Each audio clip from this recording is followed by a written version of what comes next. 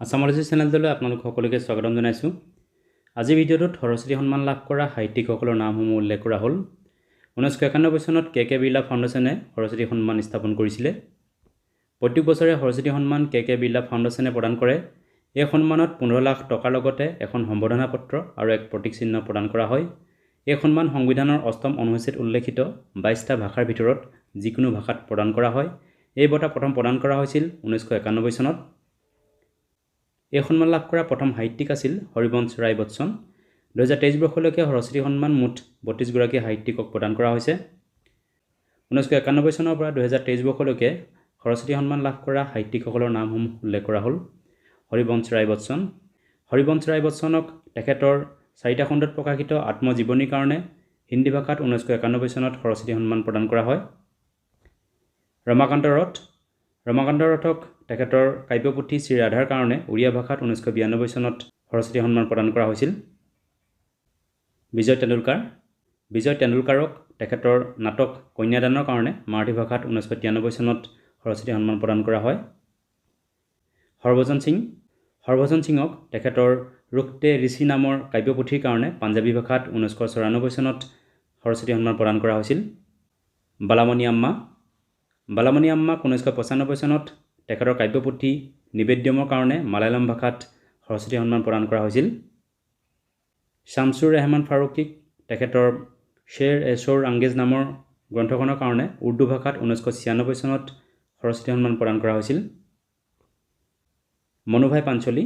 মনুভাই পাঞ্চলীক তেখেতৰ গ্ৰন্থ কুৰুক্ষেত্ৰৰ কাৰণে গুজৰাটী ভাষাত 1997 চনত সৰস্বতী সন্মান প্ৰদান কৰা হৈছিল।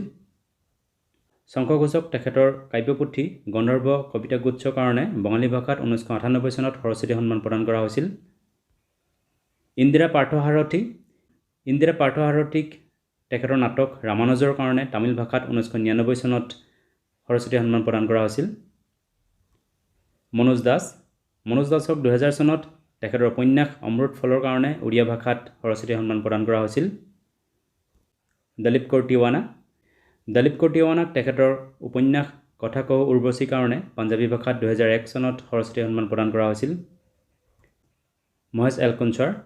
মহেশ এল কুঞ্চাৰক তেখেতৰ নাটক যুগান্তৰ কাৰণে 2002 চনত মাৰাঠী ভাষাত সৰস্বতী সন্মান প্ৰদান কৰা হৈছিল। গোবিন্দ চন্দ্ৰ পাণ্ডে।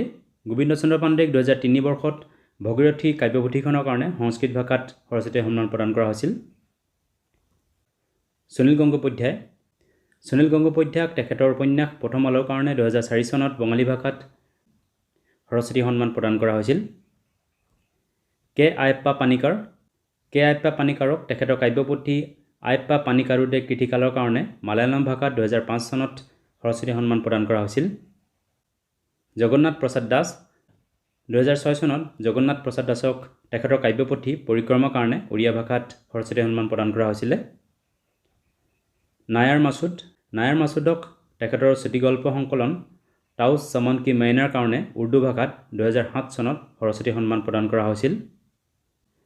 লক্ষ্মীনন্দন বৰা। লক্ষ্মীনন্দন বৰাক 2008 চনত তেখেতৰ উপন্যাস কায়কল্পৰ কাৰণে অসমীয়া ভাষাত সৰস্বতী সন্মান প্ৰদান কৰা হৈছিল। সুৰজিৎ পাটৰ। সুৰজিৎ পাটৰক তেখেতৰ লাফজা দি দৰগা নামৰ কাব্যপুথিখনৰ কাৰণে 2009 চনত পাঞ্জাবী ভাষাত সৰস্বতী সন্মান প্ৰদান কৰা হৈছিল। S L Bhyrappa. S L ভেৰাপ্পাক তেখেতৰ উপন্যাস মন্দাৰ কাৰণে কানাড়া ভাষাত 2010 চনত সৰস্বতী সন্মান প্ৰদান কৰা হৈছিল। এ মানাভালান। এ মানাভালানক তেখেতৰ ইৰামা কাল্যুম নামৰ গ্ৰন্থখনৰ কাৰণে তামিল ভাষাত 2011 চনত সৰস্বতী সন্মান প্ৰদান কৰা হৈছিল। সুগাথা কুমাৰী। সুগাথা কুমাৰীক তেখেতৰ কাব্যপুথি মানেলা জুথুৰ কাৰণে মালায়ালম ভাষাত 2012 চনত সৰস্বতী সন্মান প্ৰদান কৰা হৈছিল। গোবিন্দ মিশ্ৰ। গোবিন্দ মিশ্ৰক 2013 চনত ঢোল পৌধৱৰ উপন্যাসখনৰ কাৰণে হিন্দী ভাষাত সৰস্বতী সন্মান প্ৰদান কৰা হৈছিলে। বীৰাপ্পা মৈলী। বীৰাপ্পা মৈলীক 2014 চনত তেখেতৰ কাব্যপুথি শ্ৰী ৰামায়ণ মহানৱস্য নামৰ কাৰণে কানাড়া ভাষাত সৰস্বতী সন্মান প্ৰদান কৰা হৈছিলে। পদ্মা সচদেৱ। পদ্মা সচদেৱক 2015 চনত তেখেতৰ আত্মকথা চিত্ৰচিত্ৰৰ কাৰণে ডগৰী ভাষাত সৰস্বতী সন্মান প্ৰদান কৰা হৈছিল।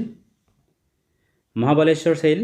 মহাবালেশ্বৰ শৈলক 2016 চনত তেখেতৰ উপন্যাস সাৱতনৰ কাৰণে কংকণী ভাষাত সৰস্বতী সন্মান প্ৰদান কৰা হৈছিলে। শীতাংশু য়শচন্দ্ৰ। চিতাঞ্চু য়েশচন্দ্ৰক 2017 চনত তেখেতৰ কাব্যপুথি ৱাখাৰৰ কাৰণে গুজৰাটী ভাষাত সৰস্বতী সন্মান প্ৰদান কৰা হৈছিল। কে শিৱা ৰেড্ডীক 2018 চনত তেখেতৰ গ্ৰন্থ পক্কাকি অতি গিলিতেৰ কাৰণে তেলেগু ভাষাত সৰস্বতী সন্মান প্ৰদান কৰা হৈছিল।